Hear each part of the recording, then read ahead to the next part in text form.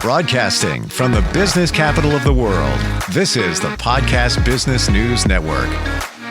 Always love talking with her, just the insight that comes from the conversation and the things that we learn for those of us who have pets or love animals. And she is an animal communicator. What's that like? What happens when you have to deliver information from an animal that maybe isn't the easiest piece of information to deliver? She's been doing this for just shy of 2.5 decades, and she's back with us. Shirley Scott is on the program. Hey, Shirley, how you doing? Hey, I'm doing good, Steve. Just, enjoying our fall weather here. So it's very nice on the West Coast right now. Oregon you're at, right? Yeah. Yep. You know, it's so funny. You talk about enjoying the fall weather, and I'm in New York. I just heard a rumble of thunder. Like, literally, when you said that, it was like, is that a truck going by? And then I, cranked my head to see that I've got some clouds moving in. Do I have that right? Just about 2.5 decades of doing what you're doing as a communicator? Absolutely. Yes. Yes. Before we get into the challenges of delivering certain pieces of information, which comes along with the territory, if you will. You had an out-of-body experience, a near-death experience. Can you tell us about that? Just recap. You mentioned that in the very beginning. Mm-hmm. And how that prepared you for what you're doing now. Well, I had just started a spiritual path about 6 months before that, and I wasn't really listening to what I believe the other side wanted me to do, and so they kind of woke me up. But, I did have a near-death out-of-body experience. I got to watch the paramedics work on my body from about 4 feet in the air, looking down at everybody, and watched what they did. And when I came back into my body, because the other side did send me back, the paramedics were going to use the chest paddles on me, and I can remember thinking, I don't want that on my body. It bruises me. Not that it would have brought me back to life. That, Aries are sometimes a little arrogant with their looks. But anyway, so when I thought that, the voice from behind me said, then go back and stay conscious. And I slammed back into my body with a lot of pain, and they did find a vein to open my veins up. All my veins had collapsed. And the next day, it was like I was on a rocket ship. I could see lights around people's heads and animals, and I saw spirits, and sometimes I'd see things coming through the walls at me. It was pretty scary at first, but it really got me on a track to realize that there is, I call it life after life, and life beyond what we know it as in, our human bodies.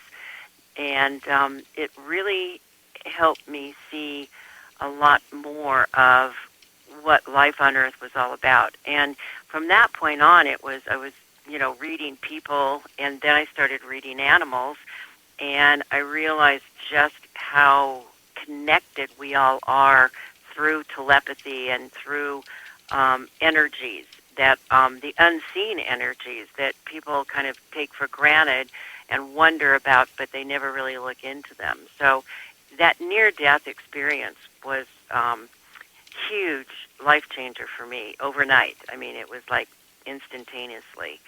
So I really dug in and started studying about, energy, the universe, telepathy, and how things really are all connected on Earth and throughout the universe, actually.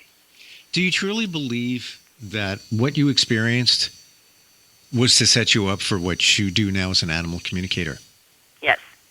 Yes. What's really funny is even before I started doing this, like I say, about 6 months before this, I went through the Edgar Cayce Foundation, and they did a birth chart on me. And what it said was, you came into this life to be a psychic. And, of course, at that time I wasn't doing it. And I said, yeah, right. It's like, oh, yeah, these people don't know what they're talking about. And then it happened.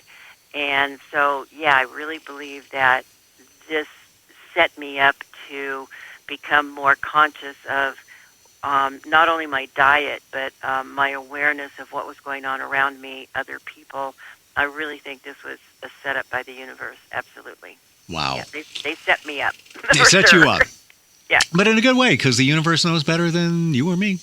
It does. The powers on the other side, if we could see all the spirits that are actually around us all the time, we'd probably go nuts. I always tell people, sometimes when I sit, it's like I'm at the table at, the Harry Potter movie where all the kind of ghosts fly in while they're eating and they're talking to, the spirits. Sometimes that's my life. Yeah. So I'm going to pivot for a moment. Mm-hmm. And we are talking about delivering information that's uncomfortable as part of an animal communicator. But I want to ask this question based on the universe. Mm-hmm. I'm trying to phrase this properly. If you, let's say you want answers about your life. Mm-hmm. And many of us believe in manifestation. Many of us believe that, things happen for a reason and all of that. Let's say you want answers. Has nothing to do with your dog or cat. Mm-hmm. Can you ask them? Yeah, Tell me. You can. I believe that everybody has angels and spirit guides around them. And if you sit and talk to them, and the more you talk to them, the closer your connection comes. But you can ask anything of them, and many times they're just sitting there waiting, like, okay, ask. You got to ask, because free will is, they can't step into our free will. God gave us free will, and even He won't step in. But we can ask, and they will give us signs if we are conscious enough to lead us. I told one of my clients years ago, I said, you need to move to Colorado, because her business was failing where she was. She didn't have a relationship. I mean, her life was a mess. And she said, how do I know that? And I said, look for the signs. Well, she called me 2 weeks later, and she said, and she did not live in Colorado. She lived, I think she lived in Washington.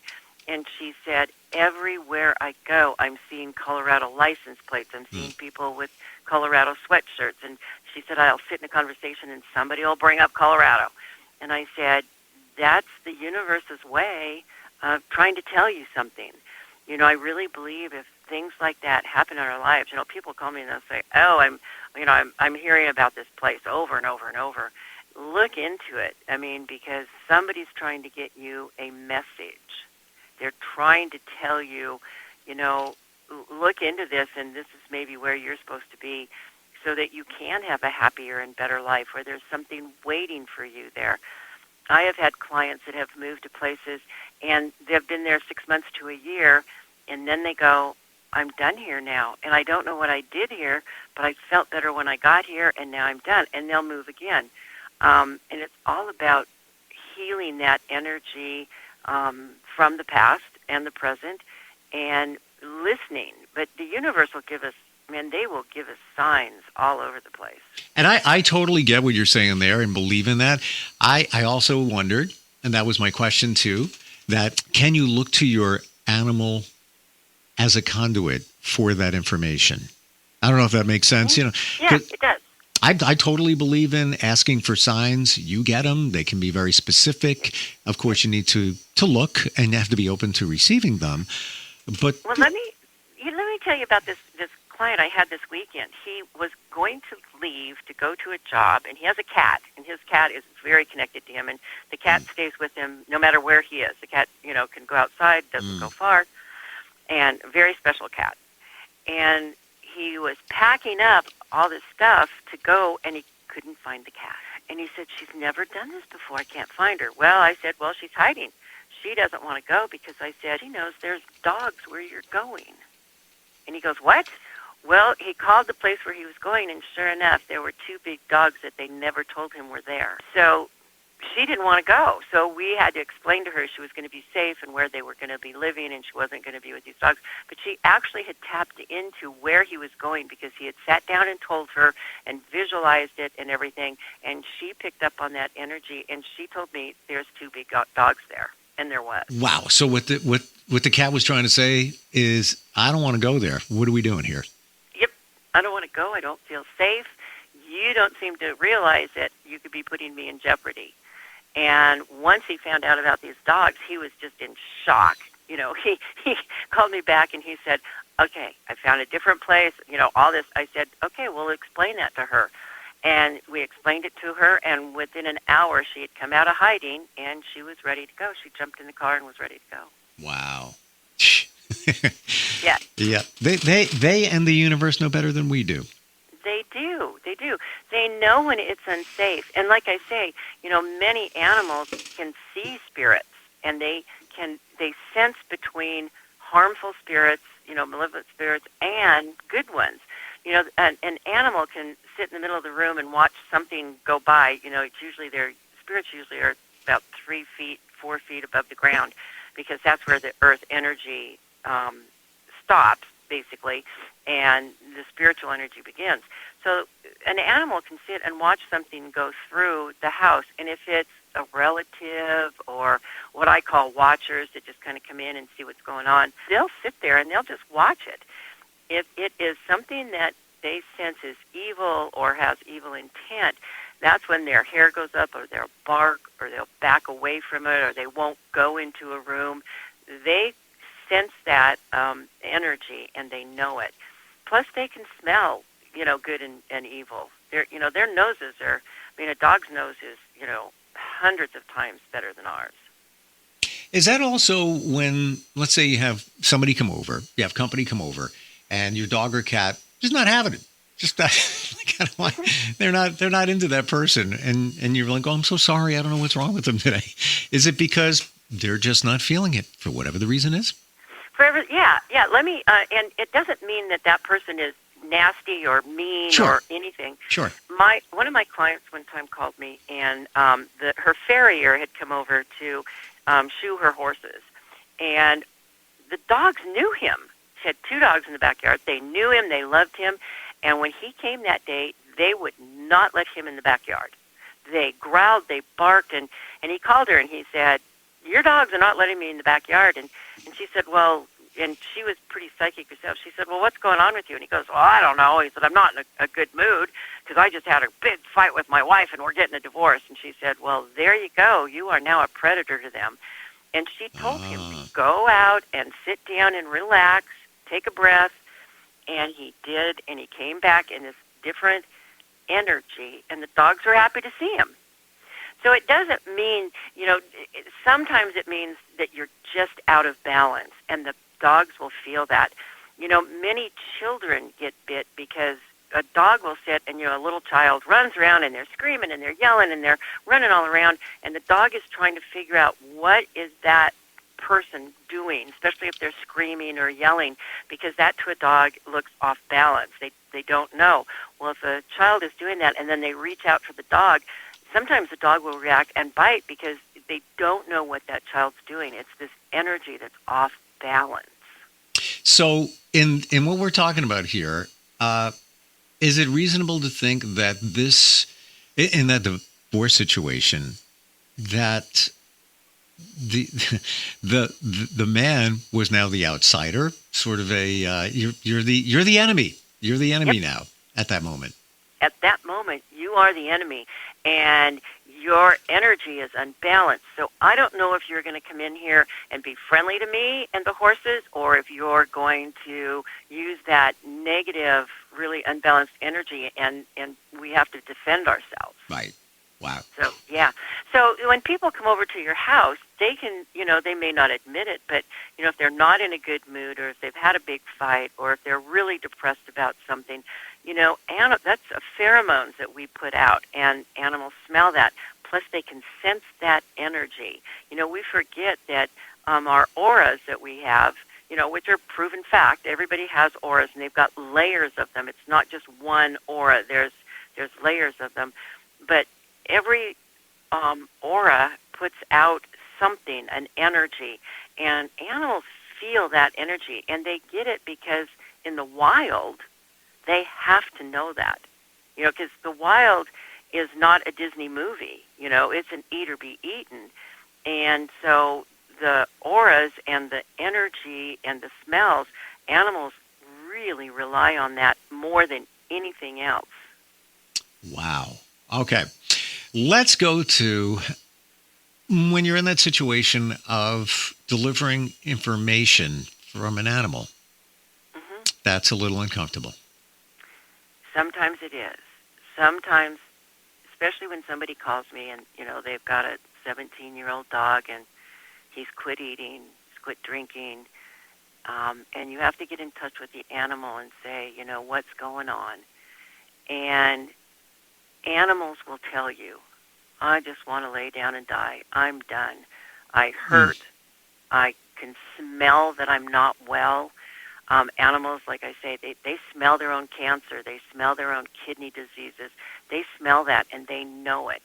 And if they were out in the wild, they would just go out and lay down and wait for a predator to come take them out. I have had clients who said their dogs have gone out in the backyard and actually dug a hole around a bush and laid down and died in it. But they know when they're ready to go. And so to say to a client, you can either help them cross and put them out of their suffering and misery, or you can watch them starve to death. Because animals, when they're done, they won't eat, they won't drink, and their insides will shut down very quickly when they stop. Sometimes it takes a human longer when they're not eating or drinking, but an animal, it can take as little as 24 hours if they haven't eaten or drank anything for their kidneys to shut down.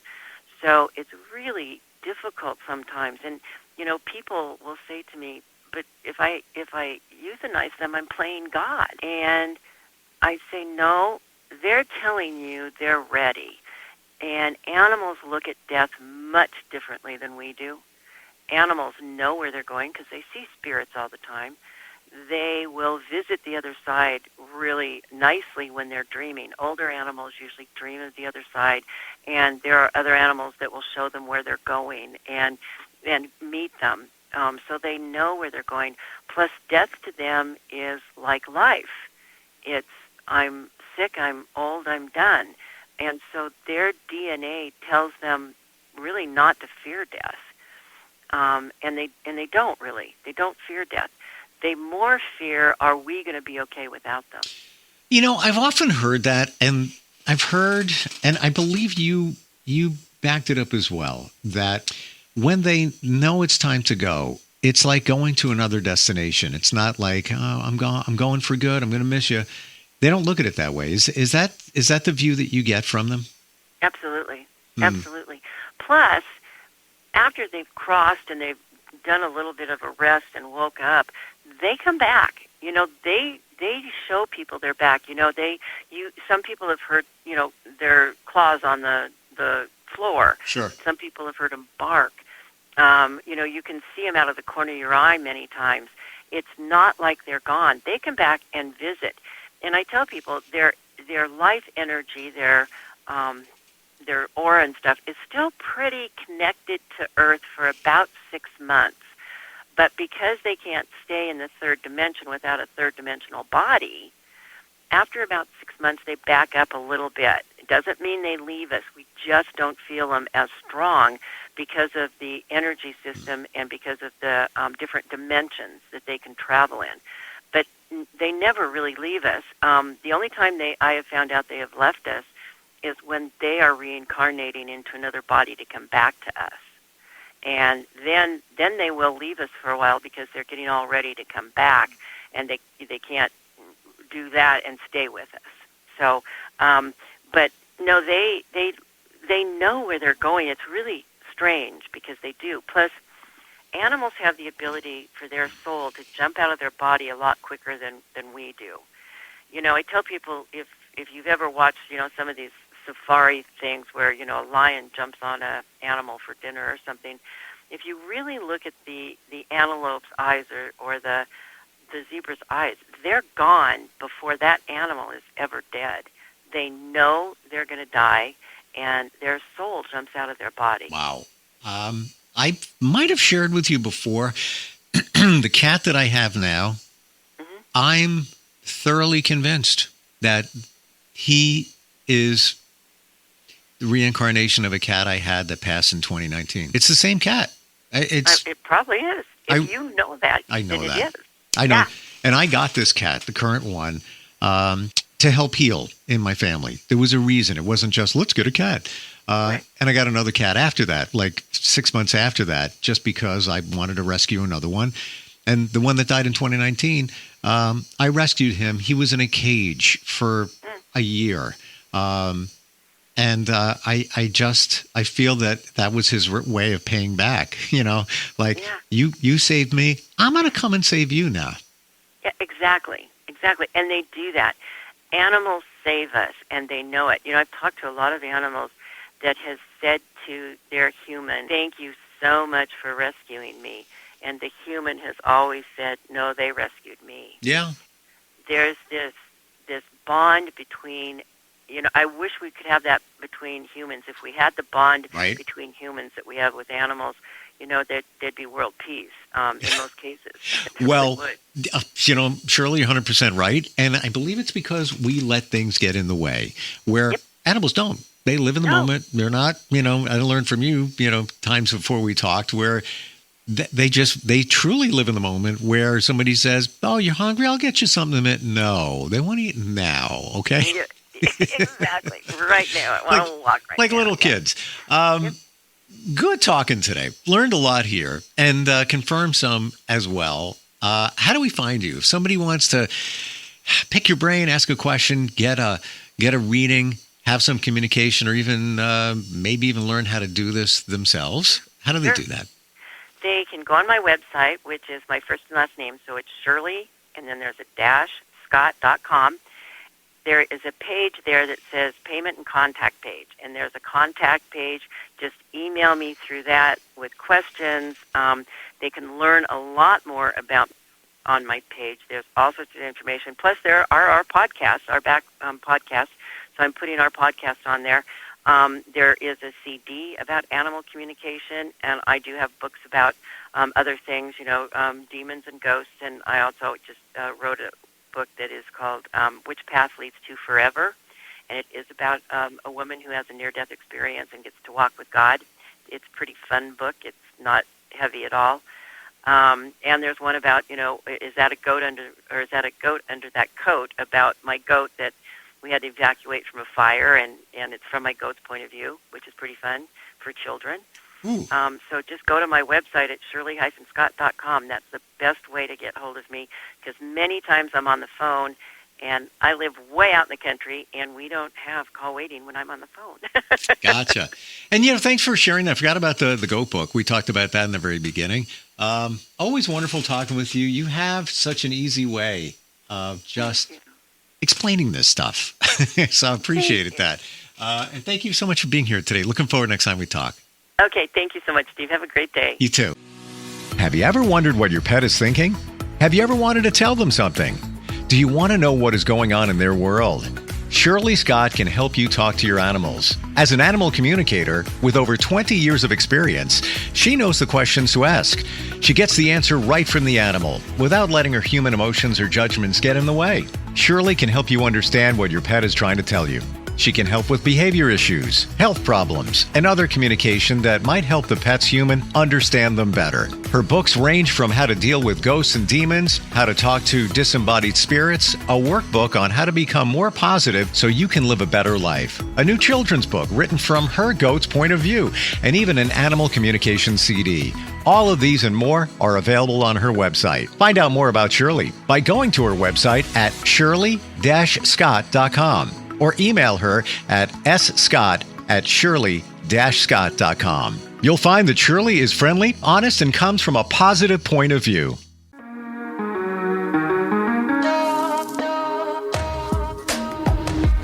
Broadcasting from the business capital of the world, this is the Podcast Business News Network. Hey, Dad, how do airplanes fly? What's in this box? Can I touch this? Where does sand come from? Is this tree good for climbing? What happens if I mix these two things together? How are babies made? What does this thing do? Kids are curious about everything, including guns. Talking to them about gun safety in your home is a good first step, but you can do more. Always keep your guns locked, unloaded, and stored separately from ammunition. Storing your guns securely is the best way to prevent family fire, including unintentional shootings. For more information on safe gun storage and ways to keep your family safe, visit endfamilyfire.org. That's endfamilyfire.org. What do we keep in the attic? What's this thing called?